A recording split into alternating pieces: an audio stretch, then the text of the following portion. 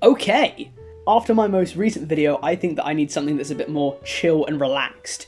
It was a piece of avant-garde art that I really wanted to create. And speaking of art, today I'm going to be uncovering some of the most abstract, some of the most mysterious, and some of the most messed up things that the internet has to offer. However, before we get into things, if you yourself are an artist and you like this video, I would very much consider joining the FoxAkimbo Discord, because we have a really thriving art community there. Also, let it be known that I am awful at art. I don't know the first thing about it in terms of like drawing and painting and all that stuff. But one of the things about art that I really do like is that it's subjective and all that. So if I get anything wrong, please let me know in the comments. Just don't be a dick about it. Anyways, without further ado, this is the most controversial internet art iceberg explained. Up first and at the tip of the iceberg we have Deviantart, which I'm sure you all know is a very popular website in which people can share their own drawings, paintings, pictures and all that kind of stuff. Things on Deviantart range from absolute masterpieces to... In doing my research of Deviantart, I was actually able to uncover this gem of a Twitter account, Bad Deviantart Art, which is fueling my life force right now. To be an artist is to be an abstract person in many ways, at least to stand out against the crowd, but some of this stuff, man, some of this stuff. Even still, I don't think we have to go on for very much longer, right? It's Deviantart, we know it, so let's move on. Inktober is something that I've stumbled upon recently, and it actually just seems really nice. Essentially, each year in October, if you want to participate in Inktober, all you have to do is a new ink drawing every day.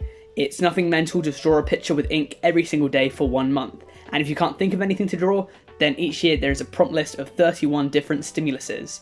Inktober was created by Jake Parker back in 2009, and it was aimed to help him improve his drawing skills and reignite his creativity. Since then, it's really blown up, and each year tens of thousands of people participate. I'm also going to include Mermaid in this entry too, because it's essentially the same thing, only with mermaids, and it's happening right now. By the time this comes out, I think it's going to be Sunday the 9th, and so if you want to participate, today is #superhero. So draw a superhero mermaid, I guess.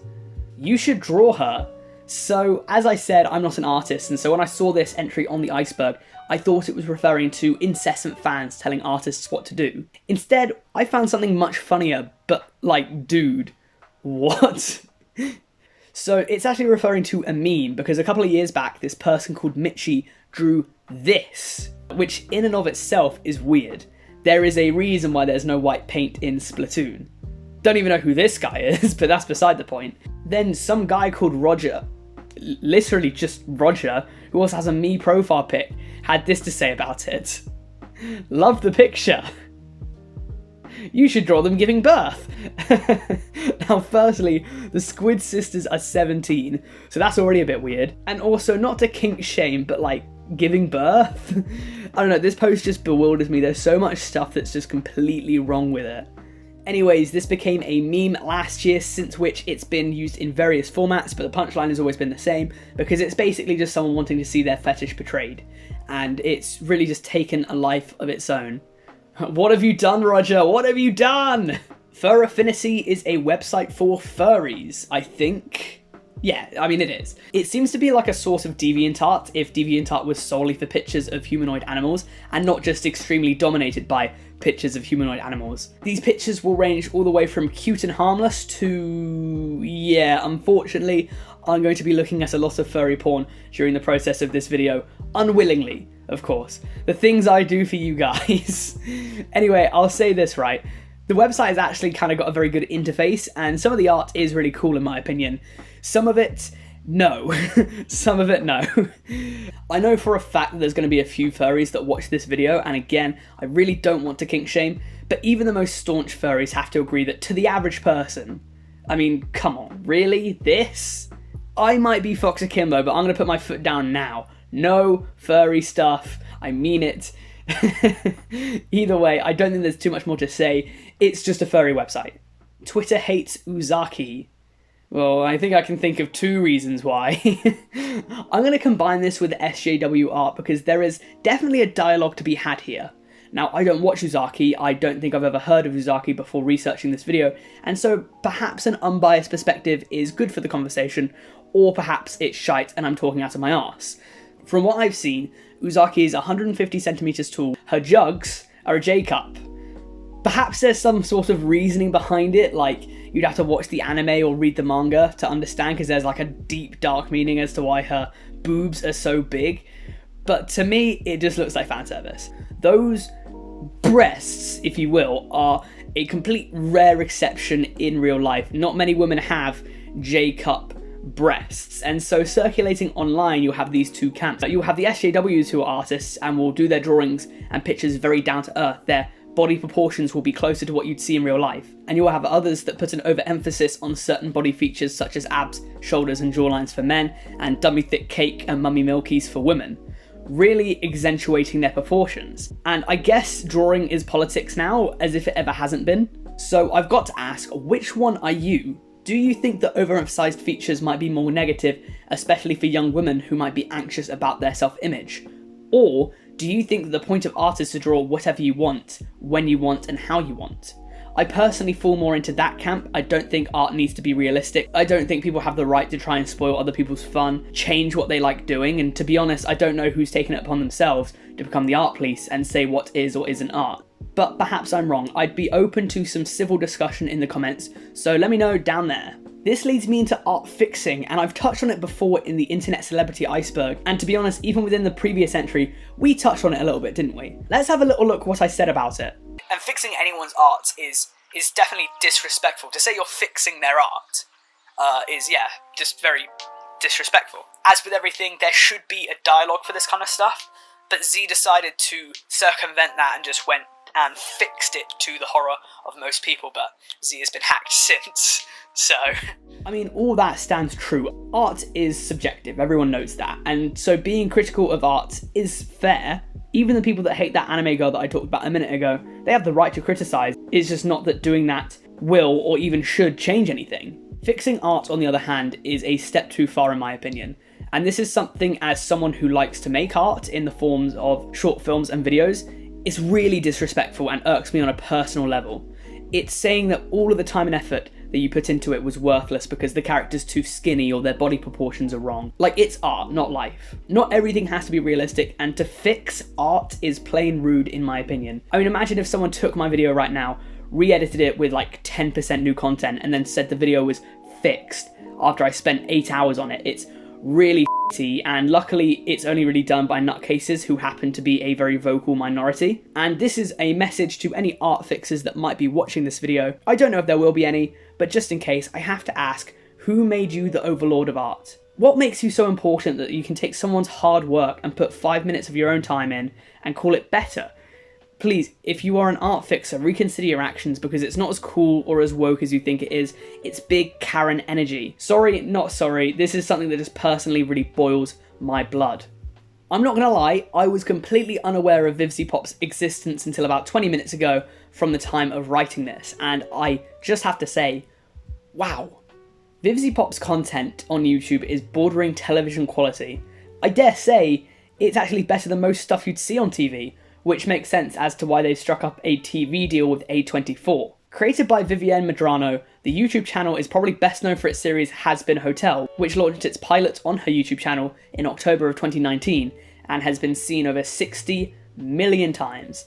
The animation is flawless, creative, original, the voices are crisp, clear and enticing. In my brief viewing of the pilot, the story seems to be very interesting, the characters are unique and memorable, the jokes are hilarious and the dialogue is even better. Now, having said this, apparently there are a few controversies that have surrounded Viviane Pop. According to her wiki, many of them have been debunked, mainly paedophilia accusations, but a few of them haven't. Now, I'm not going to touch on the controversies surrounding this show because at least from what I've seen online, most of them are just people being dumb and whinging on Twitter. What I do want to ask is the debate of separating the art from the artist. I don't know how hard any of the accusations are or were against Viviane Pop, but with the more serious ones being debunked, if someone's made a joke that you don't agree with or has a view that you don't like, does that mean that their work is shit? In my opinion, no. I think that most artists will agree with me, but art should be judged by its own merit. But having said that, sometimes it's very tough to do, especially if the artist is especially heinous. From what I've seen online, the accusations against Viviane have been a bit overblown, but I'm sure that others might have a better grasp of the situation than I. But either way, the art and the artist conversation is an interesting one, and I'd be interested to know what you guys think, so let me know down in the comments what you think of that debate. Not safe for work art of IRL people. I have also touched on this one too in a since privated video. It wasn't privated because of this topic particularly, but this one should be straightforward. It's bad. A fictional character has no feelings. They don't exist. They are fair game. But in recent years especially, the internet has kind of taken it upon themselves to do this kind of thing, and it's just not on. One of the weirder things that comes along with fame and celebrity culture is the general idea that a famous person is different, as if they're some sort of demigod or something. Shipping people in real life, especially internet celebrities, is very intrusive and I'm sure not very appreciated. Same thing goes for not safe for work art. I can't imagine scrolling down your social media and being greeted with pictures of yourself in a not safe for work environment. It's degrading, it's disrespectful, and it's more and more common with passing time. It's like people don't have any boundaries or anything. I don't know if there's much more to say about the thing, just don't do it. It's weird, it's creepy, it's intrusive. It's just not really there.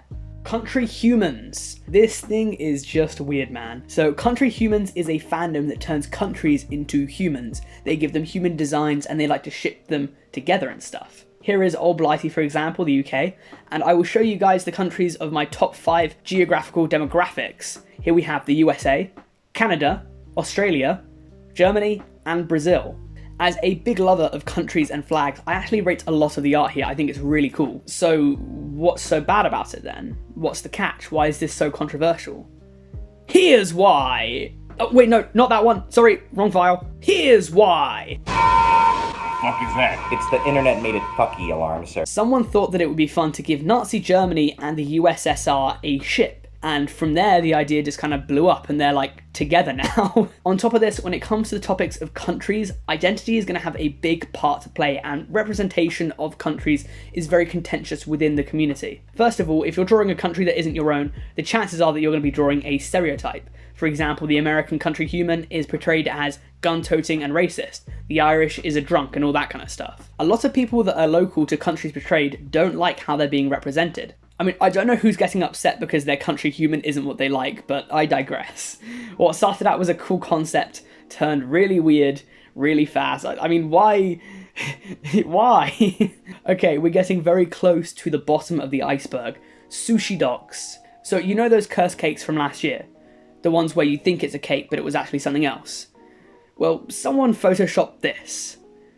I mean, what? Completely cursed, weird, and to be honest, I'm gonna move on because it's making me uncomfortable. Like, what? JSONFX's new platform. Okay, this thing is not going to be linked or anything, but JSONFX is a very prominent member in the furry community. His artwork is extremely sexual in a way which you have to ask he's sexually attracted to animals. He's got bios of all of his characters and ranks them on stuff like chunk, junk, and trunk, as well as payload.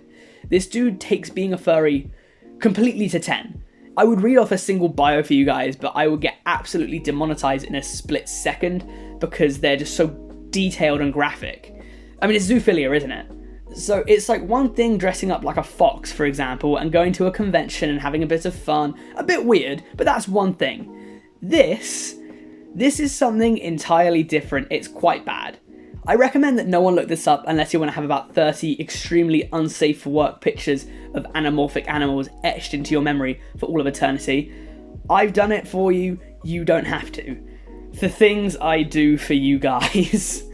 Anyways, that is it from me. Again, join the Discord if you like art because we've got a blossoming community here. As long as your art is safe for work and it's not intentionally offensive, we would be happy to see it. Link to the Discord is in the description, as is the link to my Patreon that I've recently begun, with a bunch of awesome tiers for those of you that enjoy my content. Same thing goes with the links to my Twitter and Instagram if you want to follow me there, and my email if you want to send Iceberg charts. This Iceberg chart was created by your boy Fex, so shout out to your boy Fex. The link to the original Iceberg will be in the description. I also want to sincerely thank everyone for the fantastic support. I really couldn't have asked for a better community to foster. You guys are the best.